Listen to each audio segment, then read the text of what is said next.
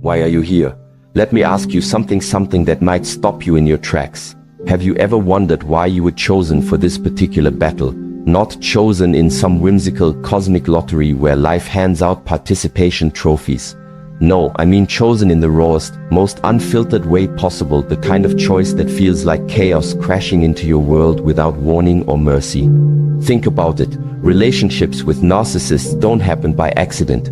They aren't random encounters on the timeline of your existence. If you've been through one, or if you're still living through one, you didn't stumble into it because you were weak. You didn't cross paths with someone who only knows how to take because you failed at being strong enough, smart enough, or good enough. In fact, quite the opposite is true. You were placed there. Yes, placed.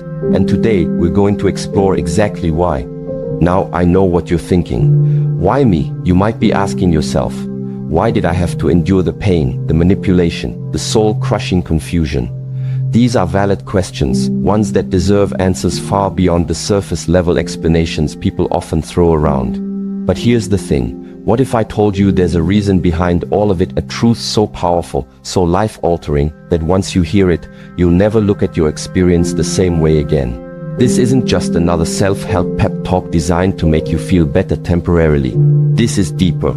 This is about transformation. This is about understanding that every moment of heartbreak, betrayal, and emotional turmoil wasn't meant to destroy you, it was meant to awaken you, to rebuild you, to show you who you truly are beneath the layers of conditioning, fear, and self-doubt. So buckle up, because what you're about to discover will shock you.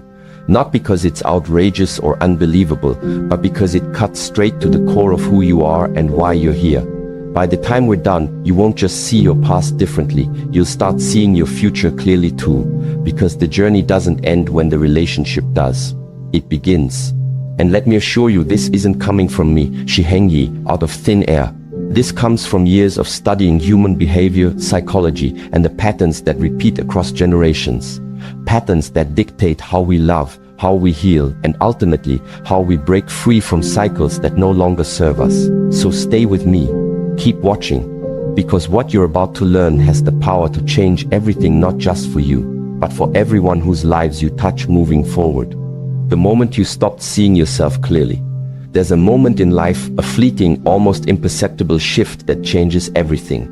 Maybe you missed it. Maybe you brushed it off as insignificant at the time. But looking back, you realize it was the beginning of the unraveling. The moment when you slowly started forgetting who you are. It doesn't happen overnight. Oh no, it's much more subtle than that. At first, it's small compromises, putting others' needs ahead of your own, shrinking yourself to keep the peace, ignoring the whispers of your intuition because they felt inconvenient or uncomfortable. Over time, these tiny acts of self-abandonment add up. They chip away at your confidence, your boundaries, your sense of worth. Before you even realize it, you've handed over pieces of yourself, your voice, your power, your authenticity to fit into someone else's mold.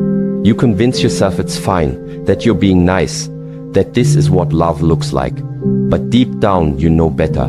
Deep down, you feel the erosion happening. Bit by bit, you lose sight of who you are.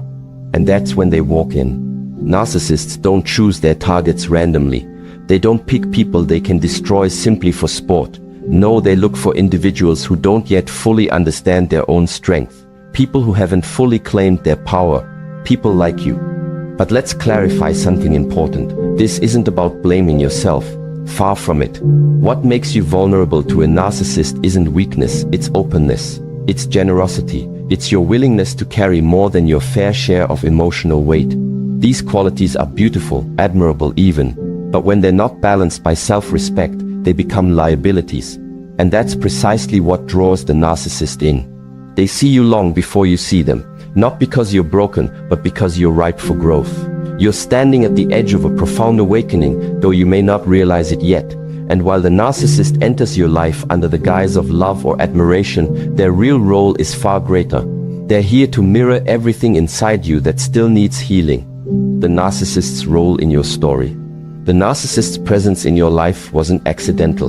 It wasn't cruel fate or bad luck. It was purposeful. Think of them as a storm, an unpredictable, chaotic force that disrupts the calm waters of your reality. On the surface, storms seem destructive. They uproot trees, flood streets, and leave devastation in their wake. But beneath the surface, storms also clear deadwood, nourish parched earth, and create space for new growth. That's what the narcissist does. They expose the cracks in your foundation, the cracks you've been ignoring for years. They shine a light on the parts of you that have been hiding in the shadows. The fear of abandonment, the belief that you're only valuable if you're needed, the discomfort with setting boundaries. All those wounds you buried under layers of "I'm fine" come rushing to the surface. At first, it feels unbearable. You think, why is this happening to me? But here's the twist, it's not happening to you. It's happening for you. Every lie they told, every manipulation they used, every gaslighting tactic they employed, it was all designed to push you to your breaking point.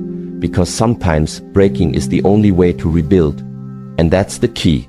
The narcissist's role in your story wasn't to love you. It was to wake you up, to show you the areas of your life where you've been settling, to force you to confront the truths you've been avoiding, to teach you that you cannot pour from an empty cup and that filling your cup starts with loving yourself first. The pain was directional, not personal.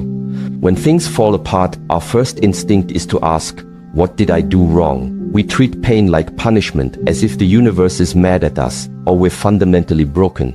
But what if I told you that pain isn't personal?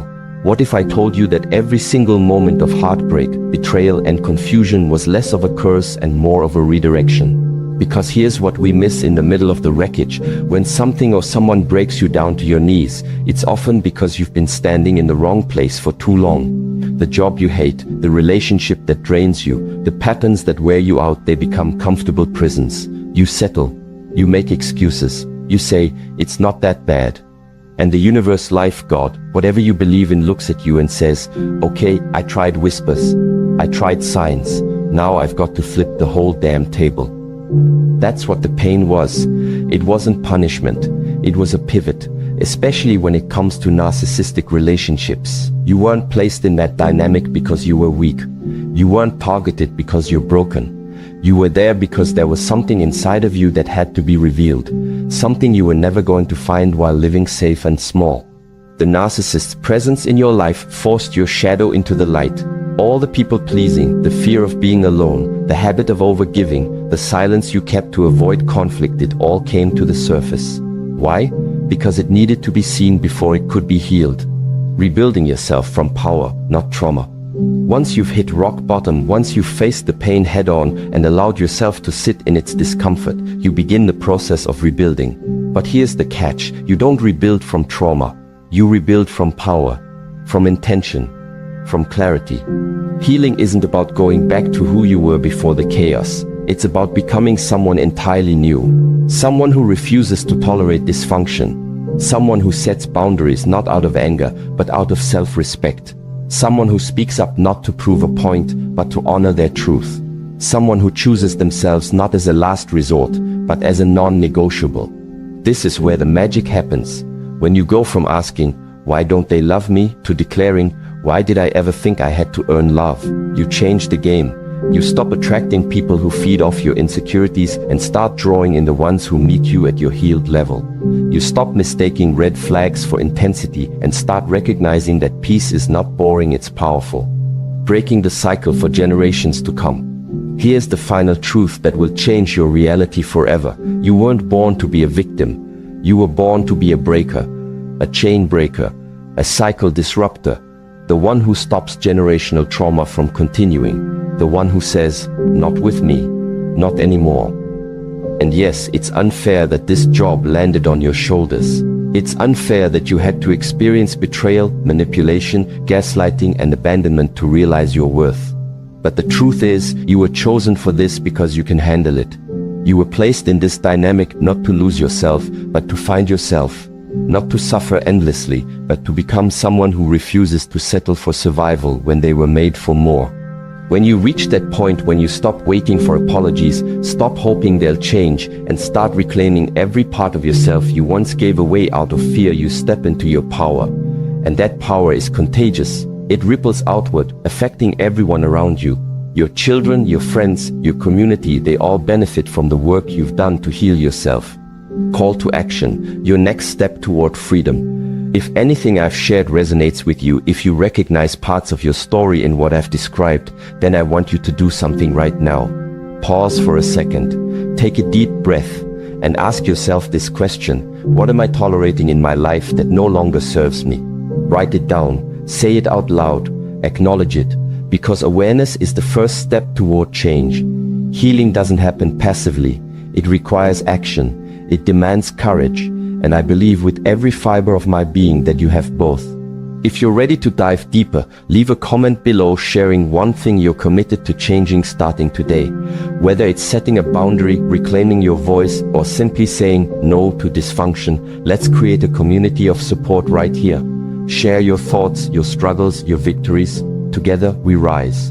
And remember this, you are not alone. Thousands of people just like you are waking up to their truth, breaking free from toxic patterns and stepping into their power. Will you join them? The choice is yours. Make it count.